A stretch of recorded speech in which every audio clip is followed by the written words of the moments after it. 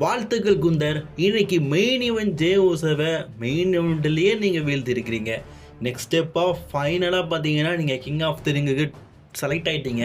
இதை பற்றி என்ன நினைக்கிறீங்க? கண்டிப்பாக நான் ஜே ஒரு நல்ல ஆப்பனண்ட் தான். ஜே கூட நான் ஆல்ரெடி மோதி இருக்கிறேன், வீழ்த்தி இருக்கேன், இப்போவும் மோதினேன், வீழ்த்தி இருக்கிறேன்.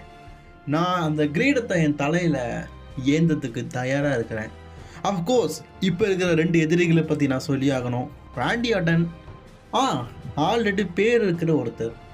இவரை பற்றி நான் சொல்லி தான் தெரியணும் இல்லையே. கம்பெனியில் 20 இயருக்கு மேலே இருந்து பல சாம்பியன்ஷிப் அச்சீவ் பண்ண ஒரு அச்சீவர். அந்த அச்சீவர் கூட நான் மோத போகிறேன், the brand of the WWE. அதே மாதிரி டாமா டாங்காவை பொறுத்த வரைக்கும் எஸ், புது வரவு தான் நம்ம கம்பெனிக்கு.